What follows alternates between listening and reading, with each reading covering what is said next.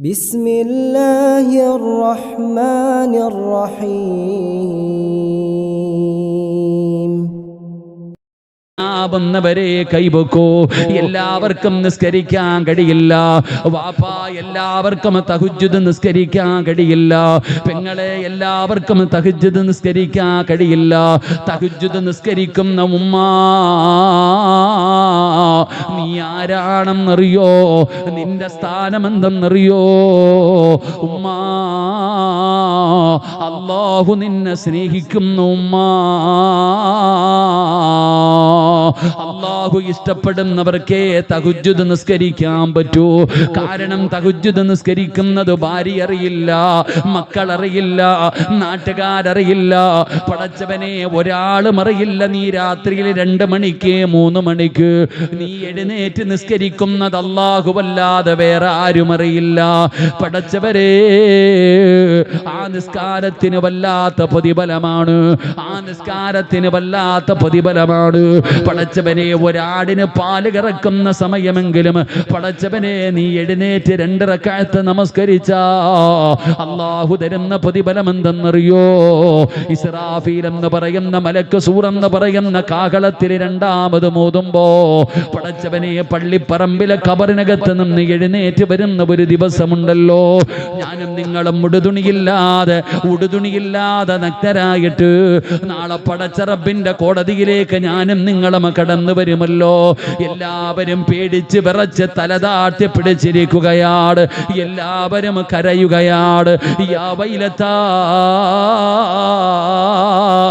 യാ ഹസ്റതാ, എന്റെ നാശമേ, എന്റെ നാശമേ എന്ന് തലതാട്ടി പിടിച്ചുകൊണ്ട് കരയുന്ന ദിവസമുണ്ടല്ലോ. അല്ലാഹുവിന്റെ റസൂല് പറയുന്നു, സഹോദരാ, 2 പേരുടെ തല ഇങ്ങനെ ഉയർന്നു നിൽക്കുകയാ. 2 വിഭാഗം ആൾക്കാരുടെ തല ഇങ്ങനെ ഉയർന്നു നിൽക്കുകയാണ്. അവര് തല ഉയർത്തി പിടിച്ചാണ് നടക്കുന്നത്. അവരാരെന്നറിയോ? അല്ലാഹുവിന്റെ പ്രവാചകൻ സ്വല്ലല്ലാഹു അലൈഹി വസല്ലമ തങ്ങൾ പറയുകയാണ്, മുത്തുനബി അവിടെന്ന് പറയുകയാ, നാളെ പടച്ച റബ്ബിന്റെ കോടതിയിൽ തല ഉയർത്തി പിടിച്ച് വരുന്ന 2 വിഭാഗത്തിൽ ഒരു വിഭാഗം ആരെന്നറിയോ?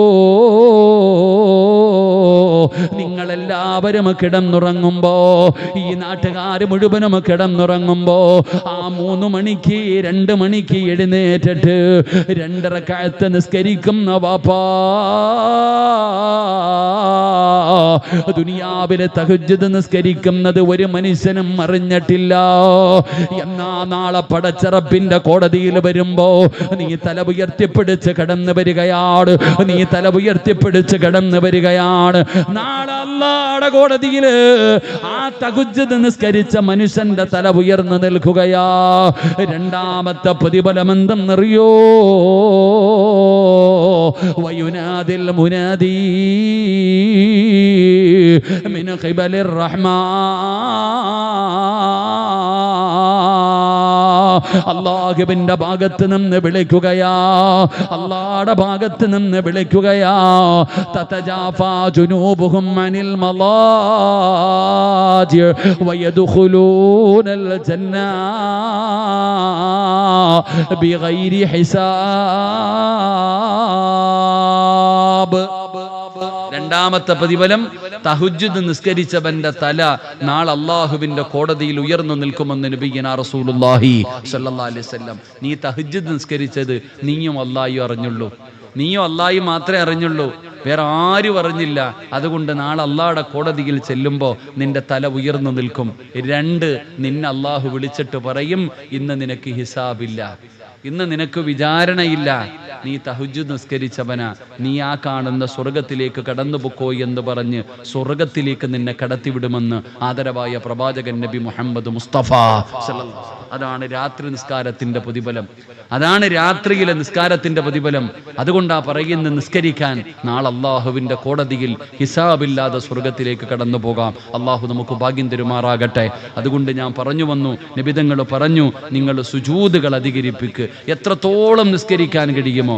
എന്റെ പ്രിയപ്പെട്ടവരെ, നബിതങ്ങളെ വല്ലാതെ ഇഷ്ടപ്പെടുന്നവര്, ആ നബിതങ്ങളെ കാണാ കുതിക്കുന്നവര്, പടച്ചവനെ ശഅബാനിൽ നബിതങ്ങളെ കുറിച്ചല്ലാതെ വേറെ ആരെ കുറിച്ച് പറയാനാ? അതുകൊണ്ട് നബിതങ്ങളെ കുറിച്ച് പഠിക്കാം. മഹാനായ ആദരവായ പ്രവാചകൻ നബി മുഹമ്മദ് മുസ്തഫ സല്ലല്ലാഹു അലൈഹി വസല്ലമ തങ്ങൾ ആ പ്രവാചകന്റെ സ്വഹാബകളിൽ ആ പ്രവാചകന്റെ ഖാദിമാണ് മഹാനായ റബീഅത്ത് ഇബ്നു കഅബുൽ അസ്ലമി റളിയല്ലാഹു തആല അൻഹു. ഒരു ചെറുപ്പക്കാരനായ സ്വഹാബിയാണ്. പ്രവാചകനെ ചെരുപ്പെടുത്തു കൊടുക്കാൻ, പ്രവാചകന് വെള്ളമെടുത്തു കൊടുക്കാൻ മുത്തുനബിയുടെ ഖാദിമായി നടക്കുന്ന ഒരു സ്വഹാബിയാണ് മഹാനായ റബീഅത്ത് ഇബ്നു കഅബുൽ അസ്ലമി റളിയല്ലാഹു തആല അൻഹു. ആ റബീഅ എന്ന് പറയുന്ന ചെറുപ്പക്കാരൻ അവിടെന്ന് പറയുകയാ, ഒരു ദിവസം അല്ലാഹുവിന്റെ പ്രവാചകൻ സ്വല്ലല്ലാഹു അലൈഹി വസല്ലമ തങ്ങളുടെ കൂടെ അവിടെന്ന് യാത്ര ചെയ്യാൻ എനിക്ക് അവസരമുണ്ടാവുകയാണ്. മുത്തുനബിയുടെ കൂടെ യാത്ര ചെയ്യാൻ, അല്ലാഹുവിന്റെ പ്രവാചകന്റെ കൂടെ ഒരു രാത്രിയിൽ ചെലവഴിക്കാൻ അല്ലാഹു എനിക്കൊരവസരം തരികയാണ്. പടച്ചവനെ, അല്ലാഹുവിന്റെ പ്രവാചകൻ സ്വല്ലല്ലാഹു അലൈഹി വസല്ലമ തങ്ങളുടെ കൂടെ ഒരു യാത്രയിൽ പോകുവാനും ഒരു രാത്രിയിൽ നബി തങ്ങളോടൊപ്പം ചെലവഴിക്കുവാൻ ഭാഗ്യം കിട്ടിയ സ്വഹാബിയാണ് റബീഅത്ത് ഇബ്നു കഅബുൽ അസ്ലമി റളിയല്ലാഹു തആല അൻഹു. ആ ചെറുപ്പക്കാരനായ സ്വഹാബി പറയുകയാണ്, അങ്ങനെ രാധാ മുത്തുനബി രാത്രിയിൽ കിടന്നുറങ്ങുകയാ. അല്ലാഹുവിന്റെ പ്രവാചകൻ സ്വല്ലല്ലാഹു അലൈഹി വസല്ലമ തങ്ങൾ പാതിരാത്രിയിൽ നബി തങ്ങൾ കിടന്നുറങ്ങുകയാണ്. പടച്ചവനെ, വല്ലാത്ത തണുപ്പാണ്. റബീഅ അവിടെന്ന് ചിന്തിക്കുന്നു, റബ്ബേ,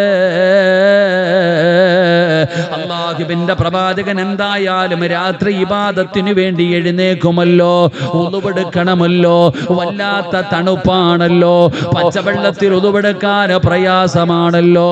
അതുകൊണ്ട് റബീഅത്ത് ഇബ്നു കഅബുൽ അസ്ലമി എന്ന് പറയുന്ന ചെറുപ്പക്കാരൻ പടച്ചവനെ ചൂടുവെള്ളം തയ്യാറാക്കുകയാണ്. അല്ലാഹുവിന്റെ പ്രവാചകൻ സ്വല്ലല്ലാഹു അലൈഹി വസല്ലമ തങ്ങൾക്ക് ഉളുവെടുക്കാൻ അവിടുന്ന് ചൂടുവെള്ളം തയ്യാറാക്കുകയാണ്. പടച്ചവനെ, വെള്ളം തയ്യാറാക്കിയിട്ട് അല്ലാഹുവിന്റെ പ്രവാചകൻ സ്വല്ലല്ലാഹു അലൈഹി വസല്ലമ തങ്ങളുടെ റൂമിന്റെ മുമ്പിൽ വന്ന് നിൽക്കുകയാണ്. എപ്പോഴാണ് നബി തങ്ങൾ എഴുന്നേക്കുന്നതെന്നറിയില്ല. അതുകൊണ്ട് നബി തങ്ങൾ എഴുന്നേക്കുമ്പോൾ അവിടുന്ന് കൊടുക്കുന്നതിന് വേണ്ടി വെള്ളവും തയ്യാറാക്കി കാത്തു നിൽക്കുകയാണ്. മഹാനായ നബിയുനാ റസൂലുള്ളാഹി സ്വല്ലല്ലാഹു അലൈഹി വസല്ലമ തങ്ങൾ അവിടുന്ന് ഉറക്കത്തിൽ നിന്ന് എഴുന്നേക്കുകയാണ്. നബി തങ്ങളുടെ വാതിൽ തുറന്ന് പുറത്തേക്ക് ഇറങ്ങുമ്പോ റബീഅത്ത് ഇബ്നു കഅബുൽ അസ്ലമി റളിയല്ലാഹു തആല അൻഹു ആ ചെറുപ്പക്കാരൻ അല്ലാഹുവിന്റെ പ്രവാചകന്റെ കയ്യിലേക്ക് വെള്ളം കൊടുക്കുകയാണ്. ഇദാ നബിയേ ചൂടുവെള്ളം, ഇദാ നബിയേ ചൂടുവെള്ളം. ഉളുവെടുക്കുന്നതിന് വേണ്ടിയുള്ള വെള്ളം നബി തങ്ങളുടെ കയ്യിലേക്ക് കൊടുക്കുകയാണ്. അല്ലാഹുവിന്റെ റസൂലിന് വല്ലാത്ത അത്ഭുതമാവുകയാണ്. മുത്തുനബി അവിടുന്ന് ചൂടുവെള്ളം ചോദിച്ചില്ലല്ലോ. പടച്ചവനെ, ഈ ചെറുപ്പക്കാരൻ ഉറങ്ങാതെ നബി തങ്ങളെ കാത്തു നിൽക്കുകയാണ്. അല്ലാഹുവിന്റെ റസൂൽ ചോദിക്കുന്നു, റബീഅ, ഉറങ്ങിയില്ലേ റബീഅ? അല്ലാഹുവിന്റെ പ്രവാചകനോട് പറയുന്നു, ഇല്ല നബിയേ, വെള്ളം തയ്യാറാക്കി അങ്ങയുടെ റൂമിന്റെ മുമ്പിൽ നിൽക്കുകയാണ്. എപ്പോഴാണ് എഴുന്നേക്കുന്നതെന്നറിയില്ലല്ലോ. അതുകൊണ്ട് ഉറങ്ങാതെ ഒരു രാത്രി മുഴുവനും നബി തങ്ങളുടെ റൂമിന്റെ മുമ്പിൽ കാത്തുനിന്ന ചെറുപ്പക്കാരന് അല്ലാഹുവിന്റെ റസൂൽ അവിടുന്ന് കാണുമ്പോ നബി തങ്ങളുടെ കണ്ണ് നിറയുകയാണ്. എന്തൊരു സ്നേഹമാണ് പടച്ചവനെ, എന്തൊരു സ്നേഹമാണ് പടച്ചവനെ. ഈ ചെറുപ്പക്കാരന് ഈ സ്നേഹത്തിന് പകരം ഞാൻ എന്ത് കൊടുക്കാനാണ് പടച്ചവനെ? നബി തങ്ങൾ അവിടുന്ന് ചിന്തിക്കുകയാണ്. അവസാനം അല്ലാഹുവിന്റെ പ്രവാചകൻ സ്വല്ലല്ലാഹു അലൈഹി വസല്ലമ തങ്ങൾ റബീഅത്ത് ഇബ്നു കഅബുൽ അസ്ലമി എന്ന് പറയുന്ന ചെറുപ്പക്കാരനെ അടുത്തേക്ക് വിളിക്കുകയാണ്. എന്നിട്ട് നബി തങ്ങൾ പറഞ്ഞു, റബീഅ, എനിക്ക് നിന്നെ വല്ലാതെ ഇഷ്ടപ്പെട്ടു റബീഅ. ഈ സ്നേഹത്തിന് ഞാൻ എന്താണ് പകരം തരേണ്ടത്? അല്ലാഹുവിന്റെ പ്രവാചകൻ അവിടുന്ന് ചോദിക്കുകയാണ്, എന്തു വേണമെങ്കിലും ചോദിക്കുക റബീഅ. എന്തു വേണമെങ്കിലും നീ ചോദിക്കു റബിയ, എന്തു ചോദിച്ചാലും നിനക്ക് ഞാൻ തരാ. ആരാ പറയുന്നത്? ഈ ലോകം തന്നെ പടയ്ക്കാൻ കാരണക്കാരനായ അഷ്റഫുൽ ഖൽഖ് നബി മുഹമ്മദ് മുസ്തഫ സല്ലല്ലാഹു അലൈഹി വസല്ലമ തങ്ങളാണ് പറയുന്നത്. എന്തു വേണമെങ്കിലും ചോദിക്കാൻ, എന്തു ചോദിച്ചാലും നിനക്ക് ഞാൻ തരാ. അല്ലാഹുവിന്റെ പ്രവാചകൻ എവിടെന്ന് ചോദിക്കുമ്പോ റബീഅത്ത് ഇബ്നു കഅബുൽ അസ്ലമി എന്ന് പറയുന്ന പാവപ്പെട്ടവനായ യുവത്വത്തിന്റെ നടുവിലൂടെ നടന്നു പോകുന്ന ആ ചെറുപ്പക്കാരൻ അല്ലാഹുവിന്റെ റസൂലിനോട് ചോദിച്ചതെന്തെന്നറിയുമോ? അല്ലാഹുവിന്റെ റസൂലിനോട് എവിടെന്ന് ചോദിക്കുകയാ, അസ്അലുക മുറാഫതക ഫിൽ ജന്ന. വല്ലാത്ത ഒരു ചോദ്യമാണ് ചോദിക്കുന്നത്. പടച്ചവനെ കിട്ടിയ അവസരം അവിടെ നിന്ന് മുതലാക്കുകയാണ്. ആ ചെറുപ്പക്കാര സ്വർഗം വേണമെന്നല്ല പറയുന്നത്, അധികാരം വേണമെന്നല്ല പറയുന്നത്, സമ്പത്ത് വേണമെന്നല്ല പറയുന്നത്, കൊട്ടാരം വേണമെന്നല്ല പറയുന്നത്. റബിയ എന്ന് പറയുന്ന ചെറുപ്പക്കാരന് ആ പാതിരാത്രിയിൽ അല്ലാഹുവിന്റെ പ്രവാചകനോട് ചോദിച്ചതെന്തെന്നറിയുമോ? യാ റസൂലല്ലാഹ്, അല്ലാഹുവിന്റെ നബിയേ, എനിക്ക് സ്വർഗത്തിൽ അങ്ങയുടെ കൂടെ നടക്കണം നബിയേ. ഇതുപോലെ നാളെ സ്വർഗത്തിലും അങ്ങയുടെ കൂടെ നടക്കണം നബിയേ. എനിക്ക് അങ്ങയുടെ കൂടെ സഹവസിക്കണം നബിയേ. എനിക്ക് അങ്ങയുടെ കൂട്ടുകാരനാകണം നബിയേ. അല്ലാഹുവിന്റെ പ്രവാചകനോട് റബിയ എന്ന് പറയുന്ന ചെറുപ്പക്കാരൻ ചോദിക്കുകയാ, നാളെ സ്വർഗത്തിൽ എനിക്ക് അങ്ങയുടെ കൂടെ നടക്കണം നബിയേ, അങ്ങയുടെ കൂടെ സഹവസിക്കണം നബിയേ. നബി തങ്ങൾ അവിടെ നിന്ന് ചോദിക്കുന്നു, റബിയ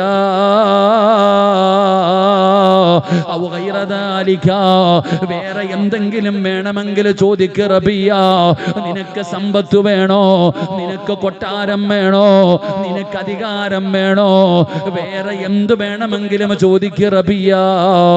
അല്ലാഹുവിന്റെ പ്രവാചകൻ അവിടെ നിന്ന് ചോദിക്കുമ്പോ റബീഅത്ത് ഇബ്നു കഅബുൽ അസ്ലമി എന്ന് പറയുന്ന ചെറുപ്പക്കാരൻ പറഞ്ഞു, എനിക്ക് വേറെ ഒന്നും വേണ്ട നബിയേ, എനിക്ക് വേറെ ഒന്നും വേണ്ട നബിയേ. സ്വർഗത്തിൽ അങ്ങയുടെ കൂടെ നടക്കണം നബിയേ, അങ്ങയുടെ കൂടെ സഹവസിക്കണം നബിയേ, അങ്ങയുടെ കൂടെ താമസിക്കണം നബിയേ. അല്ലാഹുവിന്റെ പ്രവാചകൻ എന്ത് കൊടുത്താലും എന്ത് ചോദിച്ചാലും കൊടുക്കാമെന്ന് പറഞ്ഞതാണല്ലോ. നബി തങ്ങളുടെ മറുപടി എന്തെന്നറിയുമോ?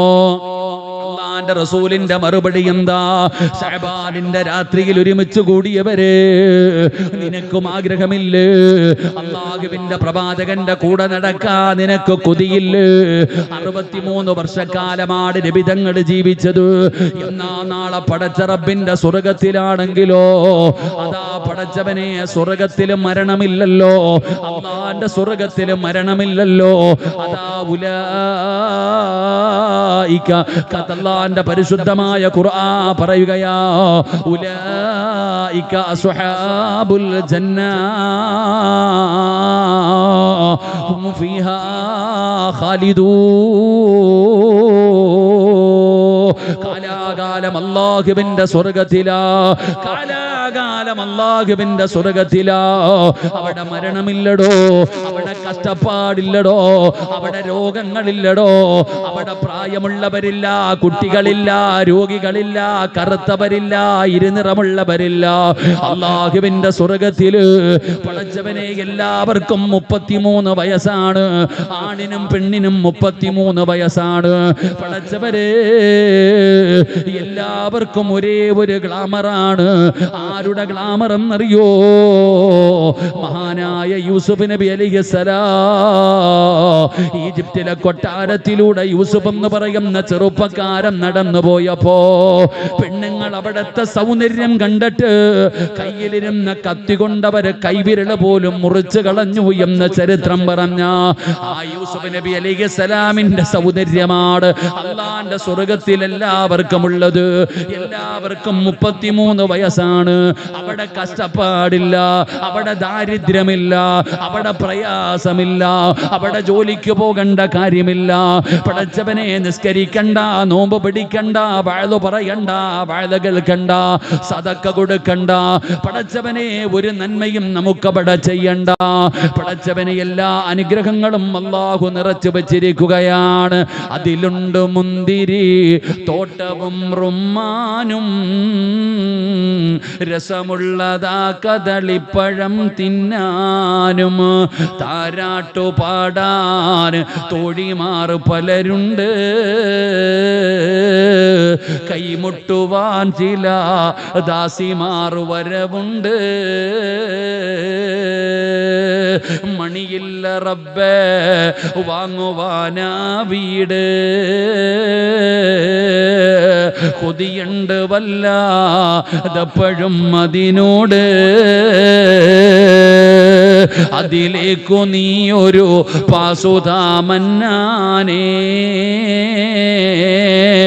അതു നിന്റെ പക്കൽ മാത്രമാഹന്നാനേ. അള്ളാന്റെ സ്വർഗത്തിൽ നിസ്കരിക്കണോ, നോമ്പ് പിടിക്കണോ? എനിക്ക് സെറ്റാരെന്തിയപ്പോ പോയാ മോനെ ഇത്തിരി ഡിലേക്ക് ഇറോ. അള്ളാഹുവിന്റെ സ്വർഗത്തിൽ കഷ്ടപ്പാടില്ല, നിസ്കാരമില്ല, നോമ്പില്ല, സദക്കയില്ല, എന്ത് വേണമെങ്കിലും തിന്നാം, എന്ത് വേണമെങ്കിലും കുടിക്കാം. അള്ളാന്റെ സ്വർഗത്തിൽ നമുക്ക് ഇഷ്ടമുള്ളതുപോലെ നടക്കാം. അവിടെ ആരും വഅദ് പറയാനും ഉപദേശിക്കാനും നസീഹത്ത് പറയാനും ആരും വരില്ല. അവിടെ എല്ലാവർക്കും 33 വയസ്സ്, എല്ലാവർക്കും യൂസുഫ് നബി അലൈഹിസ്സലാമിന്റെ ഗ്ലാമറാണ് എല്ലാവർക്കും. അതോട് കുടുംബത്തെ പോറ്റണ്ട, ദാരിദ്ര്യം ഉണ്ടാകുമെന്ന് ഭയക്കണ്ട, എന്റെ പ്രിയപ്പെട്ടവരെ കിളയ്ക്കേണ്ട, പൂട്ടേണ്ട, വെയിൽ കൊള്ളേണ്ട, ഇവിടെ ഒന്നുമില്ല. അള്ളാഹുവിന്റെ സ്വർഗത്തിൽ ഇങ്ങനെ അടിച്ചു പൊളിച്ചു നടക്കാം. ആ സ്വർഗത്തിൽ മഹാനായ നബിയുനാ റസൂലുള്ളാഹി സ്വല്ലല്ലാഹു അലൈഹി വസല്ലമ തങ്ങളുടെ സ്വർഗത്തിലെ കൂട്ടുകാരനാകാൻ കഴിയണം. ആ നബി തങ്ങളുടെ കൂടെ നാളെ സ്വർഗത്തിൽ നടക്കണം. അള്ളാഹു അതിനുള്ള ഭാഗ്യം തരുമാറാകട്ടെ. ഒരു ആമീൻ പറയാൻ പോലും മനസ്സില്ല, പിന്നെ എങ്ങനെ നമുക്ക് ഭാഗ്യം ഉണ്ടാവുക? അള്ളാഹു അതിനുള്ള ഭാഗ്യം തരുമാറാകട്ടെ. അപ്പൊ എൻ്റെ പ്രിയപ്പെട്ട സഹോദരങ്ങളെ, ആരാണ് നാളെ സ്വർഗത്തിൽ നബി തങ്ങളുടെ കൂട്ടുകാർ? ആരാണ് നാളെ അള്ളാഹുവിന്റെ പ്രവാചകൻ സല്ലല്ലാഹു അലൈഹി വസല്ലമ തങ്ങളോടൊപ്പം നാളെ അള്ളാഹുവിന്റെ സ്വർഗത്തിൽ സഹവസിക്കണമെങ്കിൽ, നബിതങ്ങളുടെ കൂടെ നടക്കണമെങ്കിൽ ചെയ്യേണ്ട നന്മകൾ എന്താ? നബിതങ്ങൾ അവിടെ നിന്ന് പഠിപ്പിക്കുകയാ. റബീഅത്ത് ഇബ്നു കഅബുൽ അസ്ലമി എന്ന് പറയുന്ന ചെറുപ്പക്കാരൻ, ആ ചെറുപ്പക്കാരനെ നിങ്ങളെ കുറിച്ച് പഠിച്ചു നോക്കടോ. ഇട്ടിരിക്കുന്ന വസ്ത്രമല്ലാതെ പുതയ്ക്കാൻ മറ്റൊരു വസ്ത്രമില്ലാത്ത ചെറുപ്പക്കാരൻ. ഒരു ദിവസത്തിൽ ഒരു നേരം പോലും വയറ് നിറച്ചു ഭക്ഷണം കഴിക്കാനില്ലാത്ത പാവപ്പെട്ടവനാണ്. എന്തു വേണമെങ്കിലും ചോദിക്കാൻ പറഞ്ഞപ്പോൾ ആ ചെറുപ്പക്കാരൻ്റെ ചോദ്യം, നാളെ സ്വർഗത്തിൽ എനിക്ക് അങ്ങയുടെ കൂടെ നടക്കണം നബിയെ, നിനക്ക് വേറെ എന്തെങ്കിലും വേണോ? എനിക്ക് വേറെ ഒന്നും വേണ്ട, എനിക്ക് സ്വർഗം മതി, എനിക്ക് സ്വർഗം മതി. അള്ളാഹുവിന്റെ പ്രവാചകൻ സല്ലല്ലാഹു അലൈഹി വസല്ലമ തങ്ങൾ പറഞ്ഞു, സ്വർഗം ഞാൻ വാങ്ങിത്തരാം. അള്ളാഹു നമുക്ക് നൽകുമാറാകട്ടെ, അള്ളാഹു നമുക്ക് നൽകുമാറാകട്ടെ. നബിതങ്ങൾ പറയുന്നു, സ്വർഗം വേണോ? ഞാൻ തരാം, നിന്നെ ഞാൻ കൊണ്ടുപോകാം, നിന്നെ സ്വർഗത്തിൽ ഞാൻ കൊണ്ടുപോകാം. ഞാൻ നിന്നെ സ്വർഗത്തിൽ കൊണ്ടുപോകണമെങ്കിൽ ചില കണ്ടീഷൻ ഉണ്ട്. നബിതങ്ങൾ ആ ചെറുപ്പക്കാരനോട് പറഞ്ഞു കൊടുക്കുകയാ. അള്ളാഹുവിന്റെ പ്രവാചകൻ അവിടെന്ന് പറയുകയാ, സ്വർഗത്തിലേക്ക് നിനക്ക് എന്റെ കൂടെ കടന്നു വരണോ? റബീഅത്ത് ഇബ്നു കഅബുൽ അസ്ലമി എന്ന് പറയുന്ന ചെറുപ്പക്കാരനോട് അല്ലാഹുവിന്റെ പ്രവാചകനെ പറഞ്ഞു കൊടുത്ത ഒന്നാമത്തെ കാര്യം എന്തെന്നറിയുമോ? റബിയാ, സുജൂദുകൾ അധികരിപ്പിക്കണേ റബിയാ. അല്ലാഹുവിന്റെ പ്രവാചകനെ സല്ലല്ലാഹു അലൈഹി വസല്ലമ തങ്ങൾ പറയുകയാണ്, പള്ളി കെട്ടിക്കൊടുക്കണമെന്നല്ല, സദക്ക കൊടുക്കണമെന്നല്ല, ഹജ്ജ് ചെയ്യണമെന്നല്ല, നോമ്പ് പിടിക്കണമെന്നല്ല. അല്ലാഹുവിന്റെ പ്രവാചകൻ അവിടെന്ന് പറഞ്ഞു കൊടുക്കുകയാണ്, നാളെ സ്വർഗത്തിൽ എൻ്റെ കൂടെ നിനക്ക് കടന്നു വരണമെങ്കിൽ നീ ചെയ്യേണ്ട ഒന്നാമത്തെ കാര്യം എന്തെന്നറിയുമോ? റബിയാ,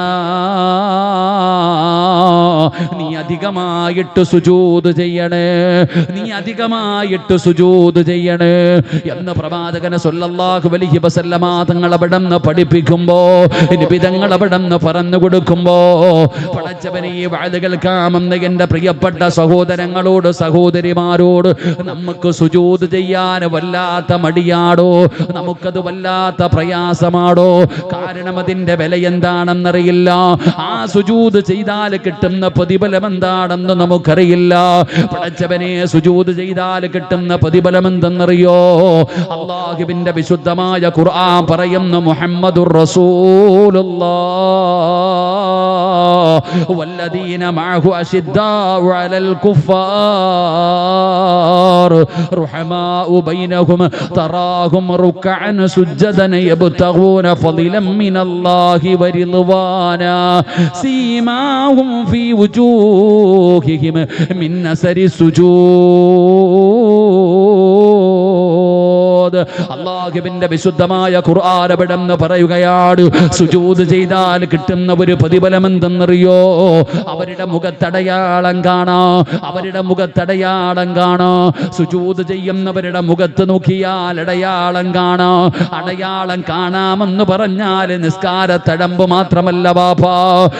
ചെറുപ്പക്കാരാ, നിസ്കാരത്തഴമ്പിനെ കുറിച്ചല്ല പറയുന്നത്.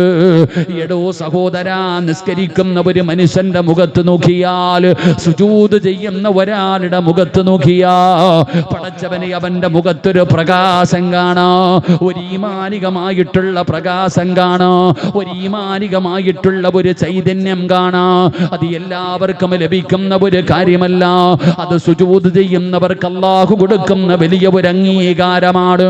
പടച്ചവനെ പെട്ടെന്ന് മനസ്സിലാകുന്ന ഒരു ഉദാഹരണം പറഞ്ഞാൽ, പടച്ചവനെ നിങ്ങളുടെ നാട്ടിലെ ചില പ്രായമുള്ള വാപ്പമാരെ കണ്ട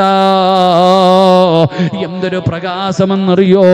അവര് വേച്ച് നിസ്കരിക്കാ പള്ളിയിലേക്ക് വരുന്നത് കണ്ട അവരുടെ മുഖത്ത് വല്ലാത്ത ഒരു ഈമാനികമായിട്ടുള്ള വെളിച്ചമാണ്. അവരെ കണ്ടാ എഴുന്നേക്കുമടോ, അറിയാതെ എഴുന്നേറ്റ് നിന്ന് പോകുമടോ, അവരുടെ കൈ പിടിച്ചിട്ട് ദുആ ചെയ്യാ പറയുമടോ. പടച്ചവനെ, അവർ ആലിമീങ്ങളല്ല, അവര് സയ്യിദന്മാരല്ല, അവര് പണ്ഡിതന്മാരല്ല, അവര് ഹജ്ജ് ചെയ്തവരല്ല, അവിടെ ഇവിടത്തെ ഏറ്റവും വലിയ കോടീശ്വരനല്ല. പടച്ചവനെ, ജമാഅത്തിന്റെ പ്രസിഡന്റ് അല്ല.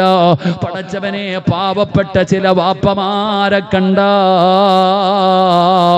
അറിയാതെ പറഞ്ഞു പോകുമടോ, അറിയാതെ ബഹുമാനിച്ചു പോകുമടോ. കാരണം അത് അല്ലാഹു അവർക്ക് കൊടുത്തിരിക്കുന്ന ഒരു അംഗീകാരമാണ്, അവർക്ക് അല്ലാഹു കൊടുത്തിരിക്കുന്ന ഒരു സ്ഥാനമാണ്. അസൂയപ്പെട്ടിട്ട് കാര്യമില്ല. എനിക്കങ്ങനെ ഒരു സ്ഥാനം ലഭിക്കുന്നില്ലല്ലോ, ഞാൻ ഏറ്റവും വലിയ സമ്പന്നനാണല്ലോ, ഞാൻ പള്ളിക്ക് ലക്ഷങ്ങൾ കൊടുത്തവനാണല്ലോ, ഏത് നല്ല കാര്യത്തിനും കൊടുക്കുന്നവനാണല്ലോ, വർഷാവർഷം ഹജ്ജിന് പോകുന്ന ഹാജിയാണല്ലോ, ജമാഅത്തിന്റെ പ്രസിഡന്റും സെക്രട്ടറിയുമാണല്ലോ.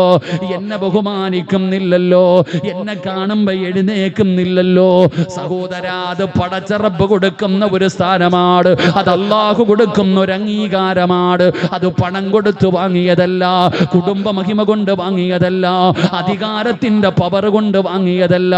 അത് പടച്ച റബ്ബിന്റെ മുമ്പിൽ സുജൂദിൽ കിടന്നിട്ട് വാങ്ങിച്ച അംഗീകാരമാണ്. അല്ലാഹ് പറയുകയാണ്, അവരുടെ മുഖത്ത് സുജൂദിന്റെ അടയാളം കാണാ. എന്റെ പ്രിയപ്പെട്ട സഹോദരാ, നമുക്കാണെങ്കിൽ സുജൂദ് ചെയ്യാൻ വല്ലാത്ത മടിയാണ്, നമ്മൾ അലസത കാണിക്കുന്നവരാണ്. എന്നാ സുജൂദ് ചെയ്താൽ കിട്ടുന്ന പ്രതിഫലം നിനക്കറിയുമോ? നിസ്കരിക്കുന്നവന്റെ പ്രതിഫലമല്ല, സുജൂദ് ചെയ്യുന്ന ഒരു മനുഷ്യൻ അല്ലാഹു കൊടുക്കുന്ന പ്രതിഫലം എന്തെന്നറിയോ?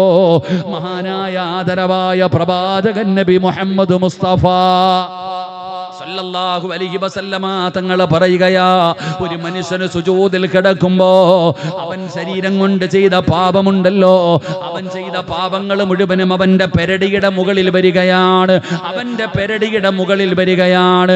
അവന് സുജൂദിലേക്ക് വീണാ